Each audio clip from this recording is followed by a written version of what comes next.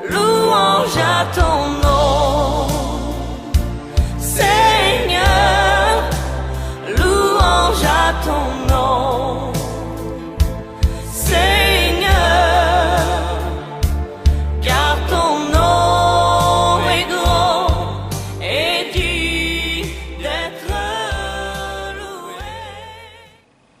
Bonsoir à tous, bienvenue dans cette nouvelle session vidéo. Je suis ravi de pouvoir vous retrouver, d'échanger avec vous aujourd'hui sur un thème nouveau, à savoir Christ, mais aussi être chrétien.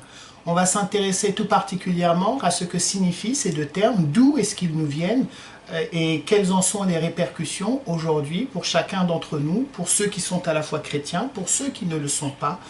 Et c'est l'occasion tout simplement de pouvoir apprendre ensemble. Sans plus tarder, entrons dans le vif du sujet. Je sais bien qu'au jour d'aujourd'hui, lorsqu'on parle du terme Christ, la première personne qui nous vient à l'esprit par rapport à ce terme-là, c'est tout simplement Jésus de Nazareth. Il est celui que la Bible, le Nouveau Testament chrétien, désigne comme le Christ, le fils de David, celui qui devait venir. Mais si le terme Christ renvoie aujourd'hui de manière universelle à Jésus de Nazareth, sachez qu'il n'est pas né exclusivement avec la naissance de Jésus de Nazareth. Ce terme existait déjà bien avant et pour pouvoir le comprendre, pour en trouver l'origine, il nous faut tourner les pages de notre Bible et remonter quelque peu le temps pour arriver à une période très précise de l'histoire du peuple d'Israël, puisque le terme Christ est à la fois un terme que l'on trouve dans la tradition juive, mais aujourd'hui également dans la tradition chrétienne. En remontant le temps, on s'arrête précisément à l'époque où vécut Moïse. Moïse est celui qui, le premier, a eu à oindre son frère Aaron et qui a désigné de la part de Dieu ce frère comme étant quelqu'un qui va occuper une fonction majeure, une fonction centrale. Et bien évidemment, lorsque quelque chose est fait pour la gloire de Dieu, ce n'est pas quelque chose de banal ni d'ordinaire. C'est quelque chose qui, généralement, prend une importance capitale. Et pour pouvoir être officialisé, il y a toute une cérémonie qui est organisée, une sorte de rituel pour introniser la personne que Dieu se choisit et dont il va, et pour cela, il va charger un intermédiaire de désigner la personne et d'officiellement l'introniser dans ses fonctions. Très tôt, Moïse est celui qui occupe cette place-là, c'est-à-dire c'est celui qui va désigner de la part de Dieu son frère Aaron dans un service particulier puisqu'il va devenir le premier sacrificateur dans l'histoire du peuple d'Israël.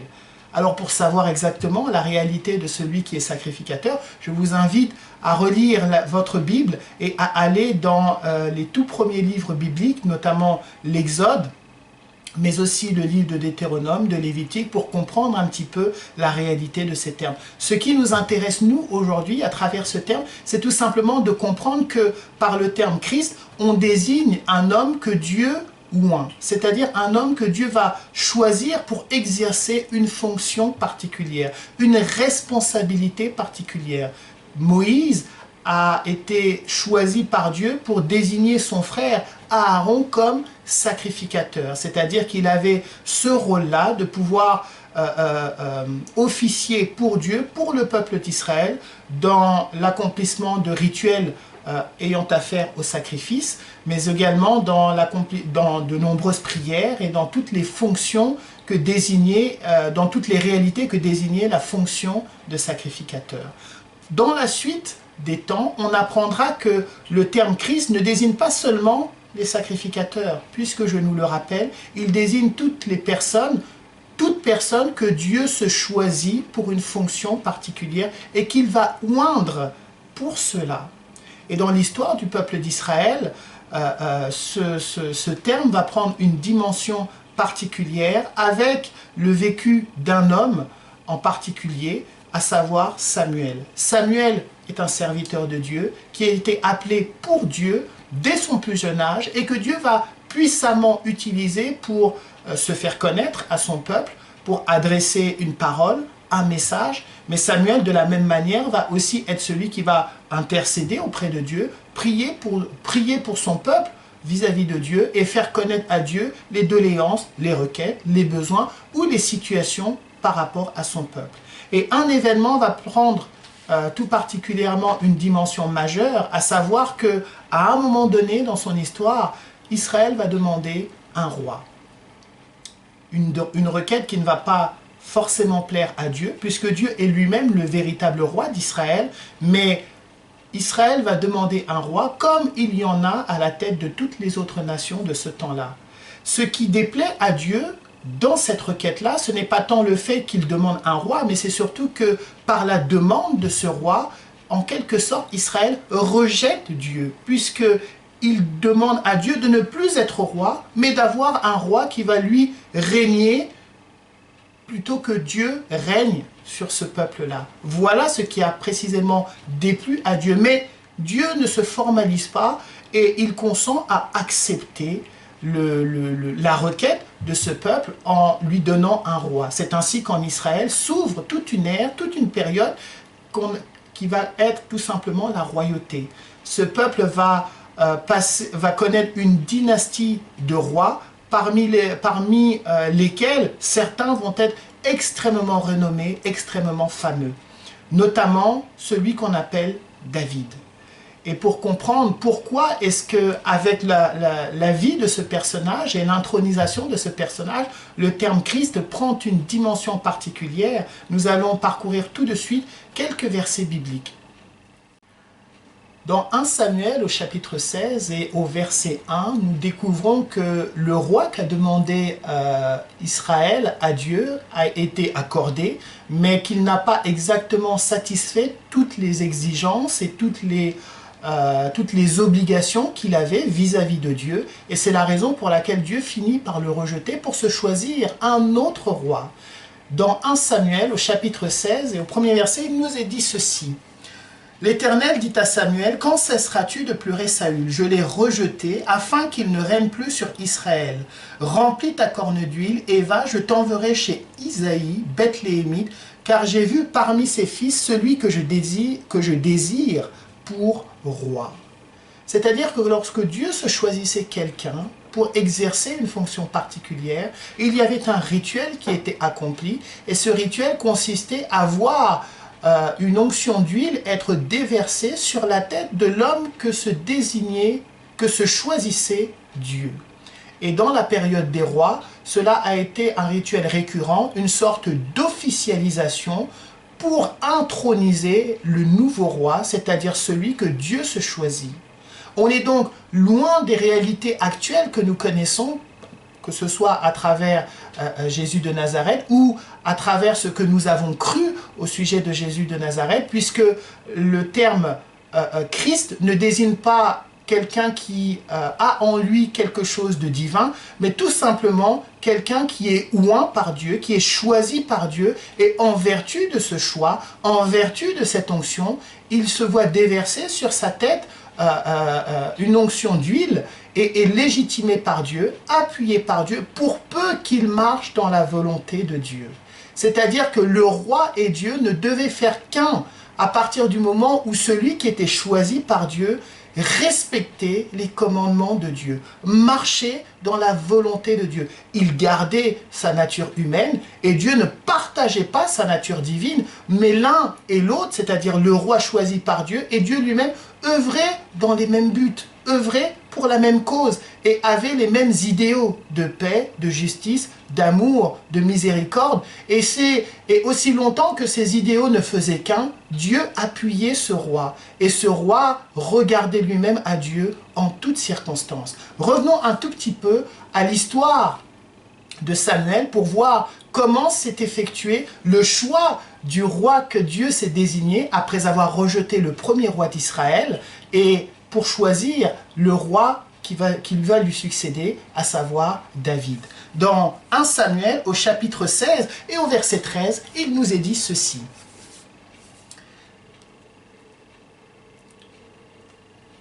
Remontons plutôt au verset 12. Il nous est dit, Isaïe l'envoya chercher. Or, il était blond, avec de beaux yeux et une belle figure. L'Éternel dit à Samuel, « Lève-toi, oins-le, car c'est lui. » Samuel prit la corne d'huile et l'oignit au milieu de ses frères. L'Esprit de l'Éternel saisit David à partir de ce jour, et dans la suite, Samuel se leva et s'en alla à Rama. C'est-à-dire que David est désigné, et dans le choix qui est fait, Dieu va l'appuyer. C'est-à-dire que Dieu va le soutenir, Dieu va le conduire, le diriger, parce que David est cet homme qui a un cœur sensible pour Dieu, et dont le cœur va tout simplement le conduire à faire la volonté de Dieu vis-à-vis de son peuple. C'est à partir de là que tout simplement le terme Christ prend une dimension particulière, parce que la consécration de David à Dieu dans sa fonction de roi, mais aussi en tant que serviteur de Dieu, va l'amener à faire des choix incroyables pour Dieu, à relayer tout au second plan et à mettre en lumière ce Dieu auquel il croit et en qui il s'appuie en toutes circonstances.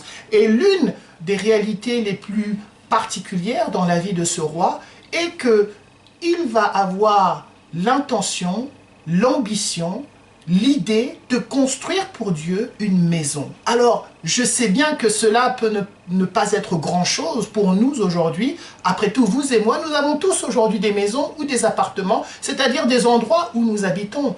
Mais il faut bien comprendre que dans ce contexte précis, David n'était pas obligé de construire quoi que ce soit pour Dieu. Dieu ne lui avait d'ailleurs rien demandé.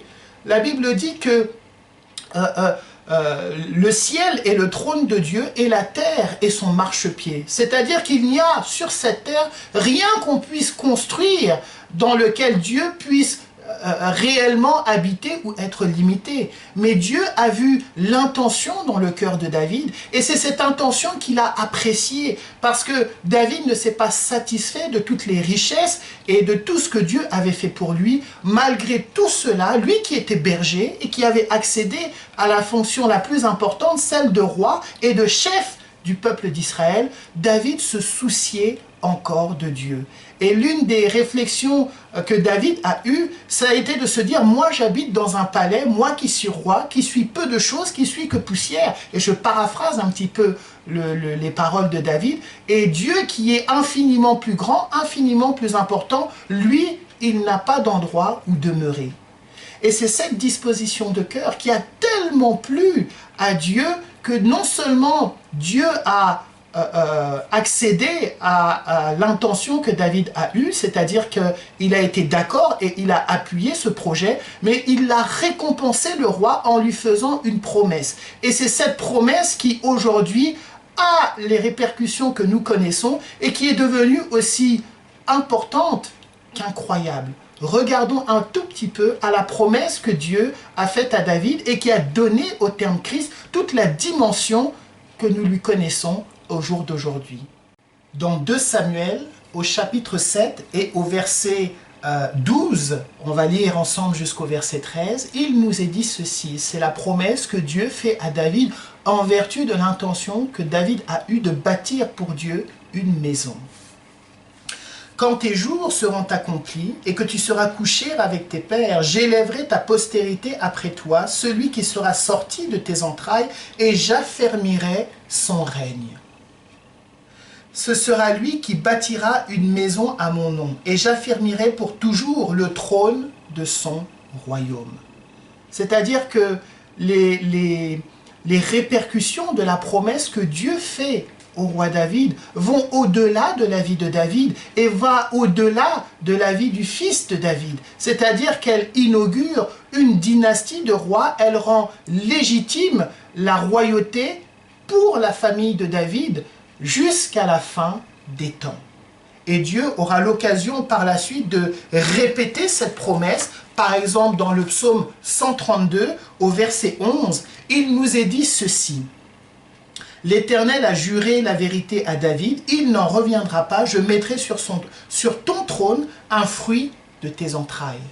C'est-à-dire que non seulement Dieu a promis à David d'avoir un descendant, mais ce qui donne à cette promesse une dimension extraordinaire, c'est que cette promesse, elle est répétée en de nombreux passages et elle est accompagnée d'une gloire sans précédent. Puisque non seulement Dieu va appuyer le règne de ce roi, non seulement Dieu va le soutenir, mais il va le rendre glorieux, il va le rendre planétaire, il va lui donner une dimension qui dépasse la nation d'Israël, il va lui donner une dimension qui dépasse l'ère du temps, puisqu'il promet un règne éternel et un règne qui va s'étendre sur des nations et des nations, des peuples et des peuples. Et pour s'en convaincre, il nous faut regarder à deux passages très précis.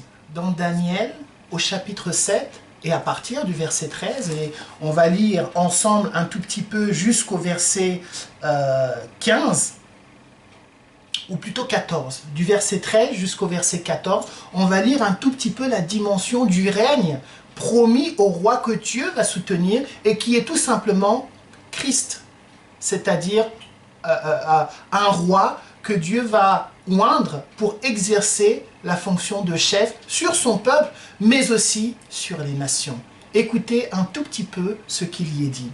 Dans Daniel, au chapitre 7 et au verset 13, il est écrit « Je regardais pendant mes visions nocturnes, et voici sur les nuées des cieux, arriva quelqu'un de semblable à un fils de l'homme. Il s'avança vers l'ancien des jours, et on le fit approcher de lui. On lui donna la domination, la gloire et le règne, et tous les peuples, les nations et les hommes de toute langue le servirent. Sa domination est une domination éternelle qui ne passera point et son règne ne sera jamais détruit. C'est-à-dire que Dieu donne une dimension extraordinaire au règne de ce roi.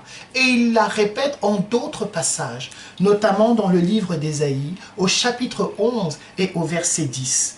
En ce jour-là, le rejeton d'Isaïe sera là comme une bannière pour les peuples, les nations se tourneront vers lui et la gloire sera sa demeure. Autrement dit, quand on parle de Christ, on parle d'un être qui a été choisi comme roi, et je désigne par là le terme Christ, fils de David. On désigne quelqu'un qui a été choisi par Dieu comme roi et quelqu'un qui est appuyé par Dieu pour exercer cette fonction de roi, mais également amener à Dieu l'humanité entière. C'est-à-dire permettre à ce que les hommes marchent avec la loi de Dieu dans leur cœur et qu'ils vivent une consécration totale pour Dieu. Jésus de Nazareth s'est inscrit dans cette lignée-là, dans ce contexte-là, et lui qui a été désigné par Dieu comme son fils bien-aimé, il rentre exactement dans la réalité de ce que le roi choisi par Dieu ou prophétisé par Dieu est appelé à faire. Alors aujourd'hui, c'est vrai, on parle beaucoup du terme chrétien, puisque le christianisme s'est étendu très largement dans le monde entier, bien au-delà du territoire d'Israël où il est né. Il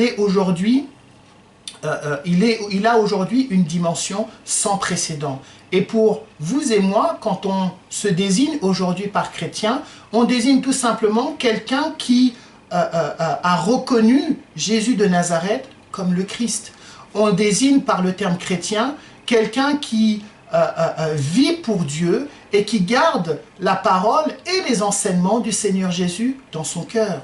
C'est-à-dire que aujourd'hui, bien que tout le monde puisse se désigner comme étant chrétien, il y a une distinction entre ceux qui se désignent comme chrétiens et qui vivent les enseignements, la parole du Seigneur Jésus et la mettent en pratique, et ceux qui se désignent comme chrétiens et qui n'ont aucune connaissance ni du Seigneur Jésus, ni de Dieu, ni de sa parole, ni de ses commandements. Et pour comprendre d'où est-ce que nous vient la réalité du terme chrétien, il nous faut tout simplement aller dans le livre des Actes, puisque c'est là que nous est relatée l'histoire de l'Église, et comprendre que dans le livre des Actes, c'est là qu'est mentionné pour la toute première fois le terme chrétien. Dans le livre des Actes, au chapitre 11, des versets 25 à 26, il nous est dit ceci. Barnabas se rendit ensuite à Tarse pour chercher Saül, qui deviendra plus tard l'apôtre Paul. Et l'ayant trouvé, il l'amena à Antioche, c'est-à-dire en Asie mineure. Pendant toute une année, ils se réunirent aux assemblées de l'Église et ils enseignèrent beaucoup de personnes. Ce fut à Antioche que pour la première fois, les disciples furent appelés chrétiens. Alors quand on parle des disciples, on ne parle pas des 12 disciples du Seigneur Jésus, mais on parle de ceux qui ont reçu le témoignage du Seigneur Jésus et qui ont tout simplement décidé de vivre pour Dieu, qui ont donné à Dieu leur vie et qui se sont consacrés à la volonté de celui qu'ils ont reconnu comme roi et comme Christ, Jésus de Nazareth. Et pour comprendre un petit peu la réalité qu'est appelée aujourd'hui à vivre les chrétiens, on est tout simplement appelé non seulement à garder la parole de Dieu, réalité extrêmement importante qui nous est rappelée dans l'évangile de Jean au chapitre 15, les versets 9 à 15. Il nous y est dit, « Comme le Père m'a aimé, et c'est Jésus qui parle, comme le Père m'a aimé, je vous ai aussi aimé, demeurez dans mon amour. Si vous gardez mes commandements, vous demeurez dans mon amour, de même que j'ai gardé les commandements de mon Père, et que je demeure dans son amour. Je vous ai dit ces choses, afin que ma joie soit en vous, et que votre joie soit parfaite. C'est ici mon commandement, aimez-vous les uns les autres. Comme je vous ai aimé, il n'y a pas de plus grand amour que de donner sa vie pour ses amis. Vous êtes mes amis. Si vous faites ce que je vous commande, je ne vous appelle plus serviteur parce que le serviteur ne sait pas ce que fait son maître, mais je vous ai appelé ami parce que je vous ai fait connaître tout ce que j'ai appris de mon Père. C'est-à-dire qu'aujourd'hui, en tant que chrétien, on a la responsabilité de garder les commandements du Seigneur Jésus. C'est par là justement qu'on va reconnaître qui est chrétien et qui ne l'est pas. Le Seigneur Jésus disait lui-même, un bon arbre ne peut pas donner de mauvais fruits et un mauvais arbre ne peut pas donner de bons fruits. C'est-à-dire que quelqu'un qui va avoir l'amour de Dieu, qui va garder les enseignements du Seigneur Jésus, qui va méditer la parole de Dieu, celui-là va vouloir vivre une vie qui soit juste, une vie qui soit morale, pas une vie parfaite, aucun homme n'est parfait, mais cette personne va faire tous ses efforts, tout son maximum pour vivre une vie qui soit juste devant Dieu. C'est-à-dire qui va rester dans les commandements que Dieu a fixés et qui va consister à aimer Dieu, à mettre Dieu à l'honneur dans toutes les réalités possibles de la vie. Que ce soit avec son entourage, avec ses amis, avec sa famille, avec ses collègues de travail, avec ses voisins. En tout lieu, nous devenons, vous et moi, le sel de la terre, c'est-à-dire les instruments que Dieu va utiliser pour se faire connaître de toutes sortes de manières possibles. Et c'est dans cette réalité-là que l'Église a littéralement pris place et que les tout premiers chrétiens ont vécu cette consécration totale et pleine. En définitive, pour savoir aujourd'hui ce qu'est un chrétien, il nous faut nous intéresser à la vie des toutes premières assemblées chrétiennes, à la vie de l'Église qui a été fondée à Jérusalem. Comment est-ce que vivaient ces chrétiens? Intéressons-nous-y de plus près, sans plus tarder. Dans Actes au chapitre 2, et à partir du verset 42, on va lire ensemble jusqu'au verset 47, on va avoir une image de la réalité que vivaient les premiers chrétiens. Une réalité qui était riche de signification, riche d'amour, riche de tout ce que le Seigneur avait laissé comme héritage à ses disciples, qui plus tard eux-mêmes le transmettront à d'autres pour que vous et moi, qui aujourd'hui sommes aussi devenus des disciples, ou qui peut-être aspirons à devenir des disciples, ou nous posons la question d'en devenir, qu'est-ce que pourrait bien signifier pour vous et pour moi, ou pour quiconque aujourd'hui, le fait d'être chrétien, le fait d'être disciple de Christ? Écoutez un tout petit peu. Dans Actes, au chapitre 2, les versets 42 jusqu'au verset 47, il nous est dit ceci au sujet des tout premiers disciples qui étaient identifiés comme étant des chrétiens, c'est-à-dire des gens qui avaient accepté Jésus de Nazareth comme Christ et qui vivaient les enseignements de leur maître, de leur roi. Ils persévéraient dans l'enseignement des apôtres, dans la communion fraternelle, dans la fraction du pain et dans les prières. La crainte s'emparait de chacun et il se faisait beaucoup de prodiges et de miracles par les apôtres. Tous ceux qui croyaient étaient dans un même lieu. Ils avaient tout temps commun.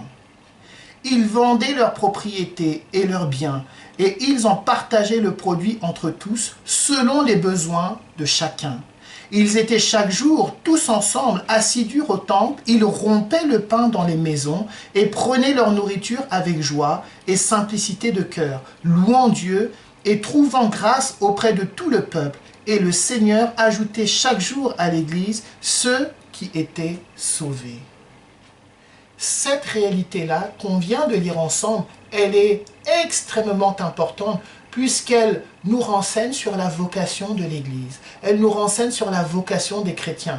Pas exactement sur le contenu des actes qui sont posés, mais plutôt dans l'état d'esprit, dans les dispositions de cœur. C'est là ce qui est beaucoup plus important. Un bon cœur est quelqu'un qui aime, quelqu'un qui va se consacrer. Les actions, les idées vont lui venir naturellement parce qu'il va tout voir pour la gloire de Dieu. Il va tout voir pour la gloire de Christ. Et ce qui est mis admirablement en lumière dans le passage que nous venons de lire, ce n'est pas tant que les gens rompaient le pain, se rassemblaient, partageaient le produit de leurs revenus, ce qui est déjà absolument remarquable. Mais ce qu'il est encore plus, c'est qu'ils avaient un même objectif, les mêmes intentions, le même cœur vis-à-vis de Dieu et vis-à-vis des uns et des autres. Et à travers cet état d'esprit, à travers ce cœur, à travers ces dispositions, Dieu était glorifié, puisqu'il a permis non seulement d'attirer l'attention autour d'eux sur ceux qui ne vivaient pas cette réalité-là, mais également il a permis que ceux qui ne vivaient pas ces réalités-là d'alors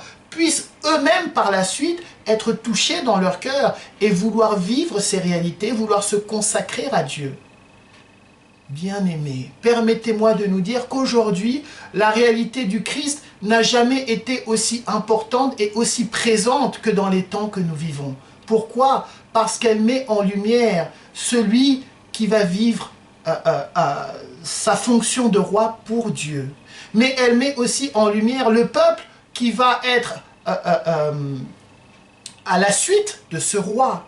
C'est-à-dire que le roi ne fait qu'un avec le peuple sur lequel il règne. On ne peut pas avoir un Christ qui va régner d'un côté, faire les choses pour Dieu, et un peuple qui de l'autre côté soit rebelle et ne veuille rien connaître ni au sujet de Dieu, ni au sujet de Christ. C'est la raison pour laquelle les événements que nous avons tous plus ou moins vécus à travers l'histoire et que l'humanité a connu a toujours constitué des étapes importante dans la vie des hommes pour apprendre à connaître Dieu, même dans les circonstances les plus terribles, même dans les circonstances les plus horribles. Dieu n'est pas injuste pour se rappeler du cœur de chacun d'entre nous. La Bible dit que Dieu connaît le moindre d'entre nous et que chacun de nos cheveux sur notre tête est compté, est connu. Si Dieu prend autant de soin pour avoir cette information complète à notre sujet, c'est certainement que nous ne sommes pas des inconnus pour lui. Mais dans cet inconnu, aujourd'hui, il est important pour vous et pour moi de faire ce pas-là et de savoir, aujourd'hui, Christ, Jésus de Nazareth, m'appelle à lui pour connaître Dieu, m'appelle à lui pour vivre pour Dieu. Pas une vie aussi difficile que tout le monde se l'imagine, une vie en réalité qui est très simple, puisqu'elle nous amène à avoir un cœur généreux et un cœur rempli d'amour pour Dieu et pour les gens qui nous entourent. C'est à travers ces dispositions-là que Dieu va être glorifié sur la terre, et que non seulement il va être glorifié, mais qu'il va rendre votre vie la plus appréciable possible. Alors, aujourd'hui, je vous remercie infiniment pour le temps que vous m'avez consacré. Je vous remercie de l'attention que vous portez à chacune de ces vidéos et je vous invite à regarder ce qui a déjà été fait à travers cette chaîne et tout simplement à vous intéresser à ce qui a été fait, à ce qui peut se faire. N'hésitez pas à me partager, à nous partager vos idées, vos commentaires. Que le Seigneur vous bénisse. Merci pour tout et à très bientôt. Louange à ton